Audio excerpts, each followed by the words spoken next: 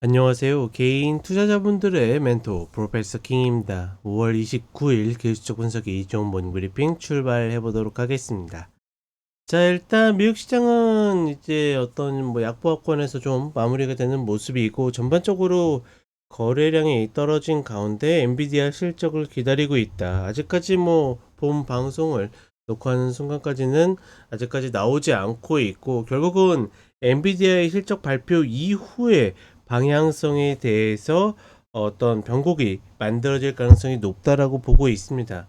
대체적으로 이제 장 후반 들어서 좀 밀리는 모습을 보여줬는데, 다름이 아니라 지금 이제 시장의 위치가 위쪽에 있기 때문에 경계감으로 하락하는 모습을 보여주고 있고, 그러니까 나쁠까봐 내려간다라는 개념보다는 위치 자체가 높기 때문에 내려간다라는 개념이 좀 더 맞다라는 거.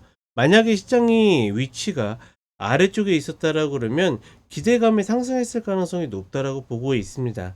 엔비디아 같은 경우에는 실적이 잘못 나올 가능성은 굉장히 적다라고 보고 있습니다. 다만 이제 컨퍼런스 콜 때 과연 이제 중국에 대한 어떤 매출의 어떤 하락의 어떤 규모, 그리고 이것들을 상쇄할 수 있는 추가적인 최근에 이제 중동에서도 계약 수주가 있었고, 이런 것들이 좀 관건이라고 보고 있고, 전반적으로 이제 엔비디아는 실적 자체보다는 그 안에 들어있는 이익률이라든지 이런 것들이 많이 영향을 미치기 때문에, 결국은 이제 컨퍼런스 콜 이후에 미국 선물 움직임이 어느 쪽으로 가는지가 중요하다.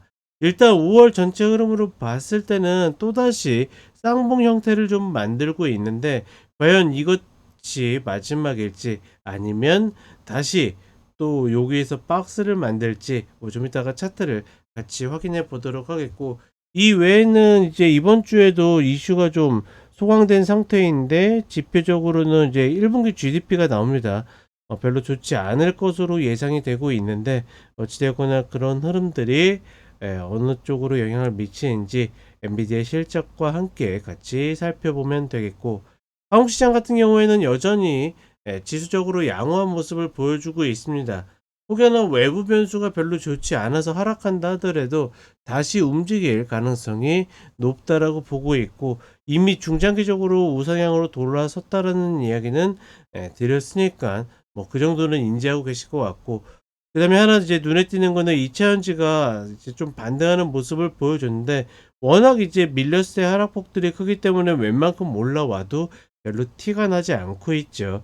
여기에서 다만 좀 순환매라고 부를 만한 연속성을 만들 수 있는가? 지금까지는 연속성이 거의 없는 흐름들이 많았습니다. 예, 연속적으로 강하게 상승할 수 있는 흐름이 나오면서 대체적으로 큰 틀에서 쌍바닥을 만들 수 있는 그런 조건을 갖추는가가 중요하다. 이 정도만 체크를 하시면 될 것 같습니다. 자, 그럼 간단하게 차트 보도록 하겠습니다.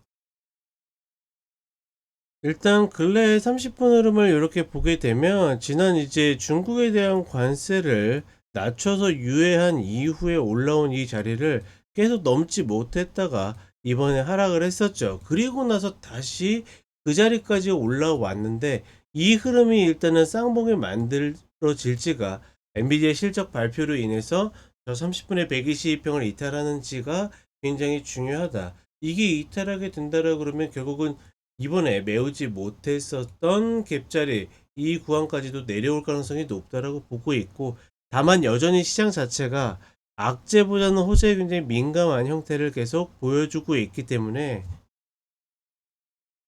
과연 30분의 흐름을 이탈해 가지고 내려올지 이 정도만 좀 체크를 하시면 되겠다.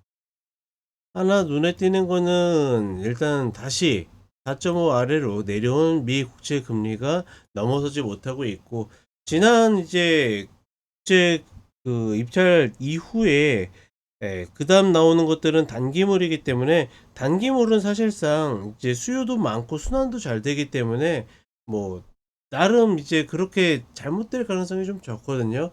과연 이제 이번 주에는 이제 오늘 이제 7년물까지 해가지고 단기채 위주기 때문에 장기채가 나왔을 때의 움직임을 좀 체크해 보면 되지 않을까, 이 정도로 보고 있고, GDP 발표 이후의 움직임도 중요하다.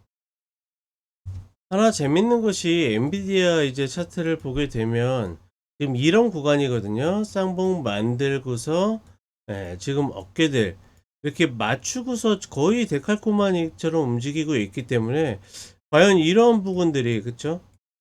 어떻게 형성될 것인지 고가를 갱신하게 되면 이제는 이 패턴이 깨지는 거고 그렇지 못한다라 그러면 또다시 맞고 밀릴 가능성이 높기 때문에 일단은 어떤 차트의 흐름상으로는 맞고 떨어지는 그림이 좀 더 유력해 보인다. 요 정도로만 참고하시면 좋을 것 같습니다. 그리고 한국 시장은 예측대로 계속 좀 올라오고 있고 대외 변수가 혹여나 하방으로 좀 만들어진다 하더라도 움직일 가능성이 높다. 이게 이제 어떤 뭐 대선에 대한 이벤트나 누가 되느냐 이런 것과는 전혀 무관하게 시장의 어떤 이 길을 이미 가지고 그건 작년 후반기부터 계속 만들어진 어떤 나름의 코스이기 때문에 이런 흐름들은 계속 이어질 가능성이 높다.